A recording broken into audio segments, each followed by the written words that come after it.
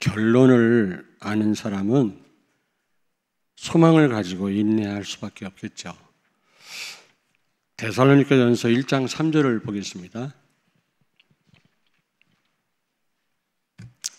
너희의 믿음의 역사와 사랑의 수고와 우리 주 예수 그리스도에 대한 소망의 인내를 우리 하나님 아버지 앞에서 끊임없이 기억함이니.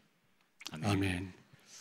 아멘을 하세요. 다 읽은 다음에 여러분들도 같이 하셔야 됩니다. 하나님 말씀 뒤에는 항상 아멘으로 화답을 하셔야 됩니다. 그렇습니다. 소망이 있을 때 우리는 인내할 수가 있고, 그래서 어떤 환경 속에서도 지속을 할 수가 있는 것입니다. 이 세계복음화는 237 나라 살리는 일은 하루아침에 되는 일이 아니거든요. 많은 시간이 필요합니다. 그러므로 지속할 수 있어야 되거든요. 근데 지속하려면 좋은 일보다 안 좋은 일이 더 많은데요. 소망이 있어야 되거든요. 소망이 있으려면 결과를 알아야 됩니다. 사랑하는 여러분들은 분명히 이제 결과를 아는 분들인 줄로 믿습니다. 오늘 본문 말씀을 보니까 욥의 고백이 나오거든요. 욥은 분명히 말씀합니다. 내가 가는 길을 하나님이 아신다라는 겁니다. 다시 말하면 하나님의 절대 계획이죠. 하나님은 여러분과 나를 절대 계획을 가지시고 오늘 이 자리에 우리를 있게 하신 줄로 믿습니다. 이 절대 계획은 그 누구도 못 막아요. 반드시 이루어질 수밖에 없는 계획을 의미합니다. 어떤 절대적인 계획을 갖고 우리를 부르셨느냐? 창세기 1장 28절 생육하고 번성하여 땅에 충만하라, 땅을 정복하고 다스려라 말씀하셨는데, 이걸 위임왕권이라고 그러죠. 우리에게 위임왕권을 주셔서 전 세계를 정복하고 다스리게 하시겠다고 말씀합니다. 또 창세기 12장 1절부터 3절을 보시겠습니다. 창세기 12장 1절부터 3절 보겠습니다. 여호와께서 아브라함에게 이르시되 너는 너의 고향과 친척과 아비의 집을 떠나 내가 내게 보여줄 땅으로 가라. 내가 너로 큰 민족을 이루고 내게 복을 주어 네 이름을 창대하게 하리니 너는 복이 될지라. 너를 축복하는 자에게는 내가 복을 내리고 너를 저주하는 자에게는 내가 저주하리니 땅의 모든 족속이 너로 말미암아 복을 얻을 것이라 하신지라. 아멘. 여러분과 나를 하나님은 복의 근원으로 부르셨습니다. 여러분과 나를 통해서 모든 족속으로 하여금 복을 받게 하시겠다고 말씀합니다. 그런데 세상이 말하는 복하고 성경에서 말하는 복하고는 전혀 다릅니다. 근데 성도들도 분명히 이해를 못하고 불신자들이 구하는 복을 구하고 있거든요. 그러면 큰일 납니다. 세상이 말하는 복의 의미를 한번 헬라어 사전에서 한번 찾아보니까 좋은 것과 귀신들의 합성어입니다. 무슨 얘기인지 아시겠습니까?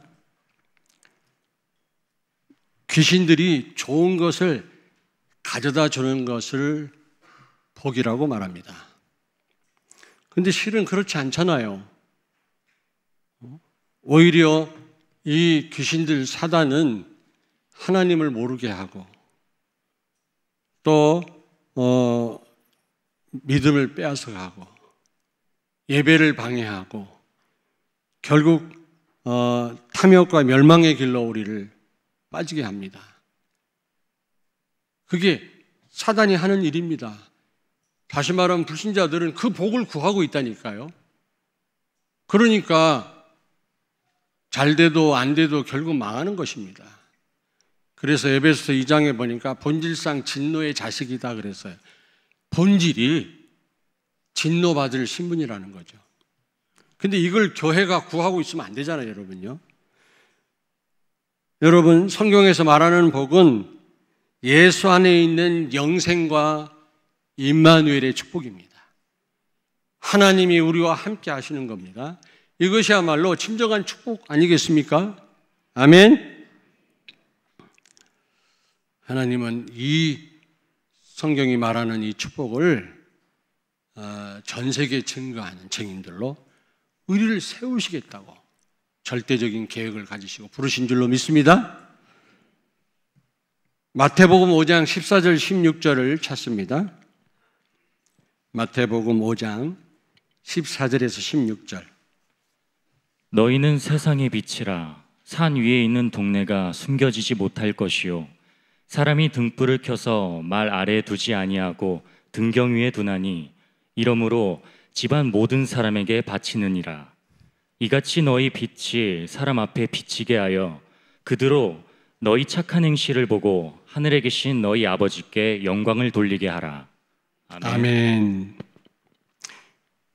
여러분, 그 여리고성 있지 않습니까? 여리고란 말이 달에서 생긴 말입니다. 달, 문 있잖아요, 문.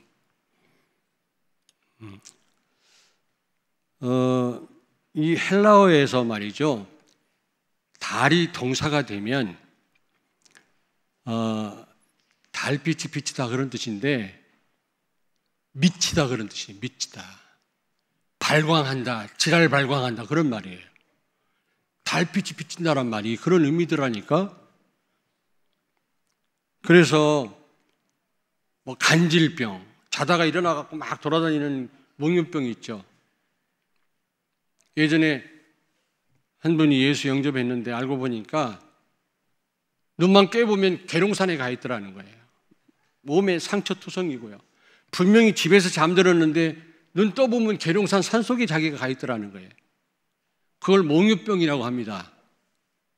근데 달 밝은 밤에 꼭 그런 일이 일어난다고 그러더라고요. 그분이 예수 영접하고 치유받았습니다. 지금 저 안산에 있는 교회에 다니시거든요. 안수 집사님이 됐는데 그렇습니다. 간질병, 몽유병, 정신병, 이게 전부 달빛과 관계가 있다라는 그런 어떤 이론이 있습니다, 여러분. 근거가 없는 게 아니거든요. 그래서 분명히 이 여리고성은 분명히 사단의 성이 분명합니다. 그러므로 이 여리고성은 인간의 힘으로 무너뜨릴 수 없어요, 절대로요. 무기 가지고 안 됩니다. 그래서 하나님은 여리고 평지에서 할례를 행하게 하신 겁니다. 할례가 뭡니까? 하나님 자녀라는 징표입니다.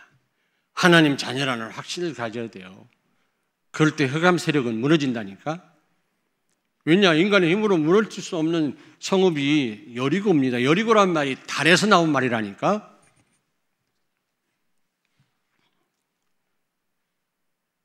그래서 하나님은 이 여리고 성을 무너뜨리기 위해서 언약궤를 맨 제사장을 따라가게 한 것입니다. 백성들이 하루에 한 바퀴씩, 마지막 날 7바퀴를 돌게 했죠. 아무 말도 하지 마라 그랬어요. 우리는 입만 벌렸다가는 맞는 말 같은데 믿음 떨어지게 하는 말하고, 좋은 말 같은데 복음은 아니고요.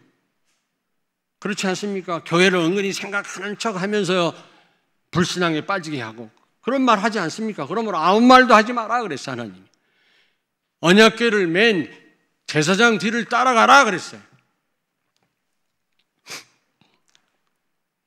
그랬을 때 마지막 날 이 여리고성이 무너졌는데, 밖으로 무너지면 이스라엘 백성들이 다칠 텐데 안으로 무너졌어요. 이런 일이 벌어진 겁니다. 왜냐? 언약궤를 맨 제사장을 따라 돌 때 그리스도의 빛이 비춰진 것입니다. 그래서 흑암의 빛이 무너진 것입니다.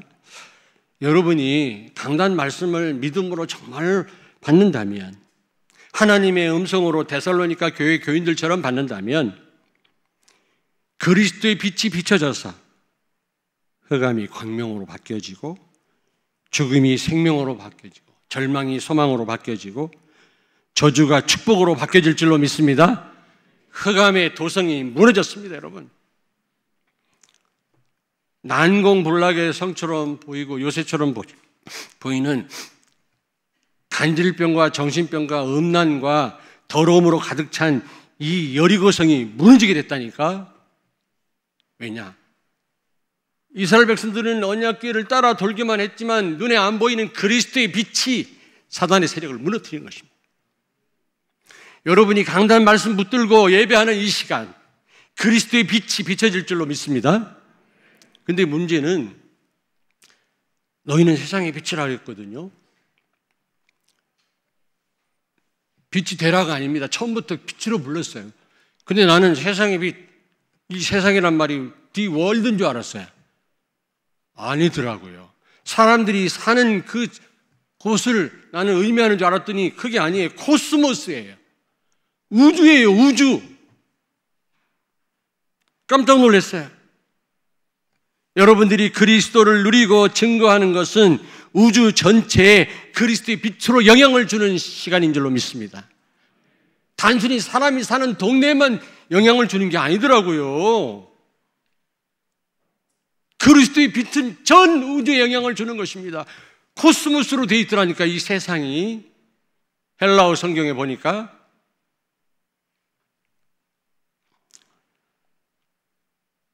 빛의 자녀이고 하나님 자녀인 내가 비록 가진 게 없고 연약하고 부족하다고 생각할지 모르지만 여러분이 그리스도를 증거할 때, 그리스도를 누릴 때 광활한 우주에 절대적인 영향을 끼치는 우주의 비침을 기억하시기 바랍니다. 저는 이 말씀을 묵상하면서 야, 전도가 중요하구나. 단순히 직장을 살리는 거로만 알았어요. 단순히 내 지역에 그리스도의 빛을 비추는 것으로만 알았어요. 단순히 위기를 만난 이 지구를 살리는 일로만 알았는데 그게 아니더라고요. 우주 전체에 영향을 주는 거예요. 아니, 내 말이 거짓말 같으면 찾아보세요. 분명히 코스모스로 돼 있어요. 여러분들은 우주의 빛인 줄로 믿습니다. 그리스도의 빛은 이런 위력을 갖고 있다니까. 그 빛으로 흑암 가득한 이 전 우주를 살릴 그런 계획을 가지시고 하나님 우리를 부르신 줄로 믿습니다. 아멘. 힘 빠져 있는 여러분들 오늘 이 말씀으로 큰 힘을 얻으시고요. 아, 전도가 뭐 귀하긴 귀하지만 뭐 그렇구나 생각하는 분들 생각을 바꾸시길 바랍니다. 우주 전체에 영향을 주는 거예요.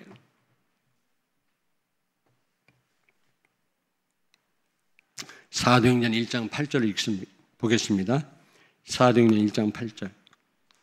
오직 성령이 너희에게 임하시면 너희가 권능을 받고 예루살렘과 온 유대와 사마리아와 땅끝까지 이르러 내 증인이 되리라 하시니라. 아멘. 하나님은 오직 예수 되게 해서 땅끝까지 이르러 증인되게 하시려고 우리를 이 자리에 세우신 줄로 믿습니다. 절대 계획이에요. 그 누구도 못 막아요. 하나님의 의지를 누가 꺾을 수 있겠습니까? 아무리 사단이 방해를 하고 어려운 일이 있다 할지라도 하나님의 이 계획을 막을 자가 없습니다. 그렇다면 욥은 두 번째로 뭐라고 고백합니까? 나를 단련하신다 그랬습니다. 절대 여정이죠. 하나님은 우리로 하여금 절대 여정을 걷게 하시겠다는 겁니다.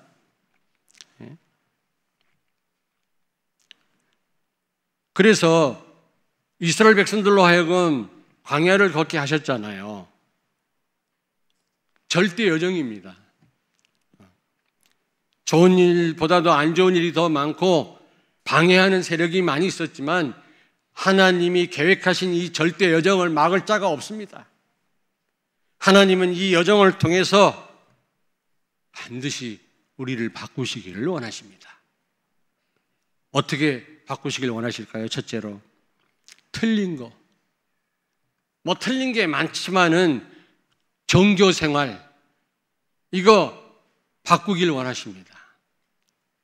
나는 종교생활 안 하는데 불신자들만, 절간 가는 사람들만 종교생활 하지, 나는 복음생활 하는데, 신앙생활 제대로 한다고 생각하는데 그렇지 않습니다. 오늘 이 자리에 나와 있다 할지라도 복음이 아니면 종교생활이에요. 종교생활 왜 합니까? 물론 고린도전서 10장 19절 20절에 종교는 하나님을 섬기는 게 아니라 귀신 섬기는 거라고 말씀합니다만은, 많은 사람들이 복 받으려고, 착하게 살려고 종교생활 하잖아요. 그런데 헬라어 성경에 보니까 종교가 뭐라고 되어 있습니까? 예? 두려움과 귀신들의 합성어예요. 알겠습니까? 두려움과 귀신들의 합성어다. 내가 헬라어를 말씀드리려고 했는데 해봤자 나도 혀가 잘 안 돌아가고 여러분들도 못 알아들으실 것 같아서 그냥 설명만 할게요. 종교가 무슨 뜻이라고? 두려움과 귀신들의 합성어다. 틀림없습니다. 다시 말하면 귀신들을 두려워함으로 비위를 맞추는 것이 종교생활입니다. 나름대로 많은 불신자들은 종교생활을 해서 복받고 착한 삶을 살려고 애를 쓴다고 하지만, 또 그리스도인들도 복음 없이 뭔가 하나님 앞에 열심히 예배하고 신앙생활 잘한다고 생각하지만 복음이 빠진 신앙생활, 귀신의 비유를 맞추는 거예요. 종교생활 하는 거예요. 오늘 다른 목적을 가지고 이 자리에 여러분들이 앉아 계시다면 귀신을 비유를 맞추는 시간이에요. 오직 예수여야만 될 줄로 믿습니다. 오직 그리스도만 바라봐야 돼요. 다른 게 끼어들면 안 돼요, 여러분. 그러면 종교생활이요, 복음이 아닌 것이 다 죄다 그랬거든요, 로마서에. 아, 종교가 이런 뜻이구나. 귀신 섬기는 건 줄 알았지만은 이렇게 자세하게 헬라어로 분석해 보니까 그런 의미가 있더라고요.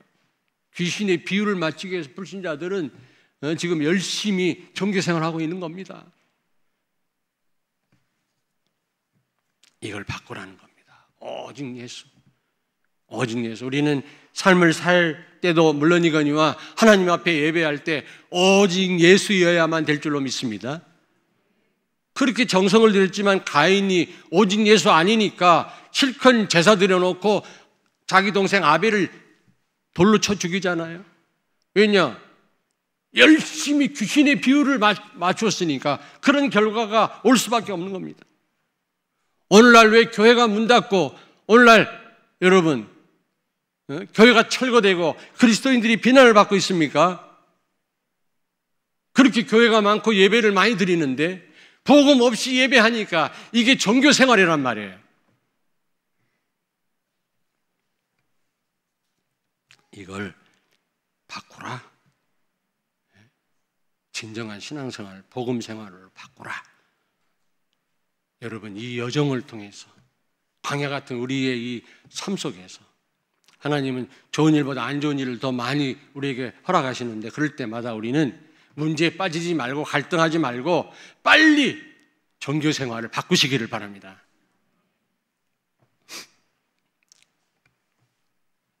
예수 잘 믿으면 무슨 사업이 잘 될까 싶어갖고, 우리 자녀가 잘 될까 싶어가지고 그 마음을 이해는 합니다만은 복음을 이용하면 안 돼요. 복음이 빠진 예배 아무리 정성 들여도 소용이 없어요. 귀신의 비유를 맞추는 거예요. 오직 예수, 그리스도란 말이 모든 문제 해결자란 말 아닙니까? 기름 부음 받은 자, 왕, 대사장, 선지자, 삼직을 갖고 오셔서 십자가에서 인간의 삶 저주를 다 해결하신, 모든 문제를 해결하신 분이라는 의미 아닙니까? 이 그리스도 언약 잡고 하나님께 오직 그리스도를 높이는 예배 드리기를 바랍니다. 이 여정을 통해서 예배부터 바꿔야 돼요. 예배부터. 우리 삶부터 바꿔야 돼요. 복음 아닌 것부터. 두 번째로 노예 근성입니다. 그 홍해를 건너면서 진짜 죽은 건 아니지만 하나님이 그들을 상징적으로 죽이셨거든요. 이스라엘 백성들을 200만을 홍해로 몰아 넣어가지고 진짜 죽인 건 아니지만 바울이 고린도전서 10장 1절부터 3절에 홍해 건너 사건을 세례라고 그랬거든요. 세례가 뭡니까? 새로 태어났다 그 말이에요. 다시 태어났다 그 말이에요. 애굽에서는 노예였지 않습니까? 홍해를 건너면서 신분이 바뀌었단 말이에요. 죽으면 신분이 바뀌어요. 자유인으로 바뀝니다. 가장 빠른 방법입니다. 그래서 하나님은 홍해에 몰아넣은 겁니다. 자기 백성을. 상징적이지만. 그래서 그들이 신분을 바꾼 거예요.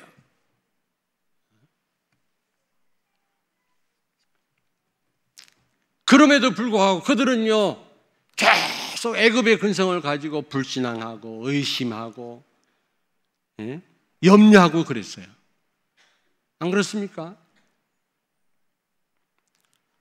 우리가 그러면 안 되잖아요. 우리는 하나님의 백성, 빛의 자녀입니다, 여러분. 염려란 말이 염려란 말에서 어디서 나왔다고 염려란 말이? 월이란 말이 워겐. 다 아십니다만은 물어뜯다 해서 나온 말이에요. 월이란 말은. 여러분이 염려하면 사단이 물어뜯어요, 여러분은요. 성경에도 분명히 염려에는 형벌이 따른다 그랬습니다. 염려하면 여러분의 건강이 다 무너져요, 여러분요. 하얀 쥐 한 마리를 계속 24시간 바늘로 찔러댔대요. 찌릿찌릿거리고. 24시간 후에 해부해보니까 위장에 구멍이 뚫렸대요. 여러분이 고민하면 위장에 구멍이 뚫려요, 여러분. 사단의 역사는 통로가 돼요. 애굽에서 하던 그 짓을 계속 광야에서 하나님이 먹이시고 말이지 홍해를 갈르시고요, 구름기둥 불기둥으로 인도하시는데도 불구하고 계속 불신앙하는, 가장 무서운 게 불신앙입니다. 사단은 무서운 존재가 아니에요. 하나님만 믿는다면 사단의 세력은 아무것도 아니에요. 그리스도의 빛은요, 우주적 빛입니다, 여러분.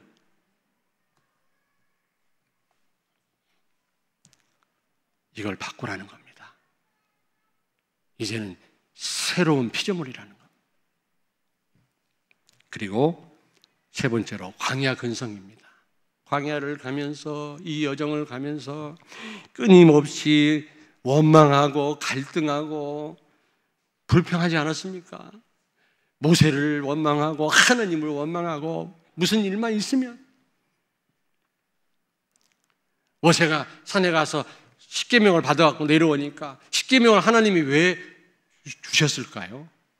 자기 백성을 살리시려고, 축복하시려고 계명을 주셨는데, 그 계명을 가지고 내려와 보니까 금송아지를 만들어 놓고 송아지 앞에 절하고 있네. 십계명을 그냥 집어 던져서 깨트려 버렸어요. 그러자 땅이 갈라져가지고 다 매장돼서 다 죽었어요. 여러분 가정의 언약이 깨지는 순간 다 죽어요, 여러분. 여러분 자녀가 어려움 당한다는 사실을 기억해야 돼요.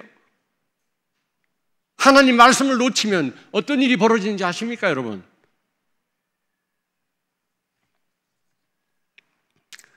껐뜻만 하면 원망하고 불평하고. 이럴 때 부드럽게 얘기를 해야 되는데,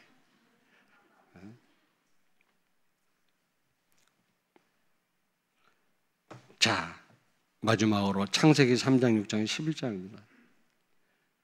내 중심, 물질 중심, 성공 중심, 한마디로 내 중심이에요. 이걸 버리라는 겁니다, 하나님은. 왜 하나님은 절대 여정을 걷게 하시는지 아십니까? 왜 하나님의 백성을 막바로 가나안 땅에 들어가게 하시지 않고 왜 광야를 걷게 하셨습니까? 이거 버리라고. 갈라디아서 2장 20절, 그리스도가 우리 주인이고 우리 중심이 되는데 내가 중심이거든요. 말만 그렇지 내가 주인이거든요. 이걸 버리라는 겁니다. 그러므로 하나님은 이 여정 가운데 우리를 죽는 훈련을 시키는 겁니다. 죽는 훈련. 나는 십자가에 죽었다. 죽은 자는 말이 없어요. 죽은 자는 기분 나쁘지도 않습니다. 자기를 나타내려고 하지도 않습니다. 죽은 자는 아무것도 못해요. 나싱이에요. 온전히 하나님을 바라볼 수밖에 없어요, 죽은 자는. 우리는 그렇지 않지 않습니까? 내가 하려고 그러고 나를 알아주지 않으면 기분 나쁘고 출애굽은 했지만 출자가 안 됐잖아요. 모든 문제는 나로부터 오잖아요, 여러분요. 그걸 아십니까? 죽는 훈련을 시키시는 겁니다. 이 여정을 통해서. 그래야만 쓰임 받아요. 그게 기분 나쁩니까? 우리 인생은 나를 부인하는 그런 말 들으면 기분 나빠요. 그러나 하나님은 그렇지 않다고 말씀합니다. 전적으로 하나님이 책임지시겠다고 말씀합니다. 여러분, 고린도전서 15장 31절에 바울은 날마다 나는 죽노라 그랬습니다. 우리가 이 훈련을 해야 됩니다. 나는 그리스도와 함께 죽었다. 내 안에 사는 분은 그리스도다. 나의 주인은 그리스도다. 우리는 이 여정을 가면서 이 훈련을 하셔야 됩니다. 나를 내려놔야만 됩니다. 아멘. 우리를 이렇게 단련하시죠, 하나님. 그래서 여기 욥은 마지막으로 뭐라고 고백합니까? 순금같이 되어 나오게 하신다 그랬어요. 나오게 하신다는 말은 쓰신단 말이에요, 하나님이. 그냥 순금과 같이 우리를 그렇게 하신다, 그걸로 끝나면 안 되잖아요. 금덩어리가 장식에 쓰이니까 그게 가치가 있는 거지, 창고 안에 갖다가 그냥 보관만 하면 무슨 그게 쓸모가 있습니까? 안 그래요? 하나님은 순금처럼 우리를 만들어서 하나님의 일에 우리를 쓰시겠다는 겁니다. 이게 우리의 결론이에요. 우리의 결과입니다. 마태복음 5장 5절을 찾습니다. 마태복음 5장 5절. 온유한 자는 복이 있나니 그들이 땅을 기업으로 받을 것이며. 아멘. 아멘. 바로 순금같이 되어 우리를 하나님 쓰시겠다는 것이 바로 절대 하나님의 목표입니다. 이 절대 목표도 그 누구도 방해할 수가 없습니다. 하나님은 하나님 말씀에 길 들여진 자처럼 우리를 그렇게 세우셔서 237 나라와 전 세계 살리는 일에 우리를 쓰실 줄로 믿습니다. 온유한 자란 말은 하나님 말씀에 길 들여진 자다. 하나님 쓰시기에 편리한 사람이다, 그런 뜻이에요. 하나님 말씀에 거역하고 불순종하고 거부하고, 이건 강팍한 사람이에요. 강팍한 자는 재앙이 따를 뿐이에요, 여러분요. 바로 왕이 계속 강팍해졌잖아요. 재앙을 계속 내려도 그러면 정신 차리고 온유한 자가 돼야 되는데, 하나님 말씀에 귀를 기울이고 순종해야 되는데 계속 강팍해지니까 10가지 재앙 내려가지고 애굽이 습밭이 되지 않습니까, 여러분? 온유한 자는 복이 있다 그랬어요. 하나님이 쓰시기에 쉬운 사람이에요. 주의 종이 쓰기에, 부탁하기에 쉬운 사람이에요. 제대로 말귀를 알아듣는 사람이에요. 에베소서 4장 13절을 보겠습니다. 우리가 다 하나님의 아들을 믿는 것과 아는 일에 하나가 되어 온전한 사람을 이루어 그리스도의 장성한 분량이 충만한 데까지 이르리니. 아멘. 복음을 제대로 알 뿐만 아니라 믿는 것이 일치가 된다, 그 말이에요. 어떤 사람은 많이 아는데 안 믿어. 순종 안 해. 근데 어떤 사람은 순종하려고 하는데 잘 몰라. 그거는 성숙된 그리스도인이 아니죠. 순금 같은 사람이란 말은 복음을 깊이 알 뿐만 아니라 진짜 믿는 사람이에요. 성숙된 그리스도인. 아는 것과 믿는 것이 하나가 된다 그랬고요. 이게 순금과 같은 사람인 줄로 믿습니다. 이런 사람을 우리를 세우시겠다는 거죠. 이 여정을 통해서. 사도행전 18장 5절을 찾습니다. 사도행전 18장 5절. 실라와 디모데가 마게도냐로부터 내려오매 바울이 하나님의 말씀에 붙잡혀 유대인들에게 예수는 그리스도라 밝히 증언하니. 아멘. 말씀에 붙잡힌 사람, 순금과 같은, 정금과 같은 사람이죠. 필요할 때마다 말씀 붙잡는 게 아니라 잘 말씀 따라 사는 사람이 말씀 24시입니다. 사도행전 20장 22절 찾겠습니다. 사도행전 20장 마태복음 17장 8절. 마태복음 17장 8절. 제자들이 눈을 들고 보매 오직 예수 외에는 아무도 보이지 아니하더라. 아멘. 변화산에서 엘리야도 사라지고 모세 사라지고 그리스도만 남았다 그랬어요. 그렇습니다. 오직 예수인 사람. 아멘. 예수가 전부인 사람. 오직 예수로 만족하는 사람. 예수 안에 다 있다고 믿는 사람. 그런 사람으로 우리를 세우시겠다는 겁니다. 그래서 하나님의 절대 계획을 이루시겠다는 겁니다. 마지막으로 사도행전 20장 22절. 보라, 이제 나는 성령에 매여 예루살렘으로 가는데 거기서 무슨 일을 당할는지 알지 못하노라. 아멘. 아멘. 성령 충만하고 같은 말인데 성령에 매였다는 말은 그러나 성령 충만했다 안 했다 성령 충만했다 안 했다 그럴 수 있잖아요. 그러나 성령에 매인 사람은 늘 성령 충만한 것입니다. 그러니 시공간 초월의 역사를 체험할 수밖에 없고 보좌의 축복을 누릴 수밖에 없는 겁니다. 바울이. 하나님은 절대 의정을 통해서 하나님은 우리를 절대 목표 이런 사람으로 우리를 세우실 줄로 믿습니다. 우리 결론이에요, 여러분요. 자, 그렇다면 결론을 알고 결과를 알면 우리는 감사할 것밖에 없겠죠. 안 그래요? 안 그래요? 결론을 다 아시죠?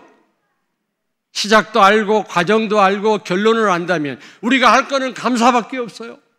왜냐? 결론을 아는데. 결론을 모르니까 상대적 감사를 합니다. 뭔가 나한테 유익이 되면 감사했다가 손해가 되면 기분 나빠했다가 우리 인생에 굴곡이 많습니다. 그러나 여러분요, 결과를 아는 성도는 늘 감사해요. 범사에 감사해라. 다니엘은 죽을 줄 알고도 하나님 앞에 예루살렘을 향해서 감사하며 기도했다 그랬어요. 절대적 감사. 왜? 결론을 아니까. 하나님 여러분 통해서 절대 계획을 이루실 것입니다. 237 나라 5천 종족 살리실 줄로 믿습니다. 저는 아까 그 선교 대회 동영상 보면서요 정말 감사하더라고요.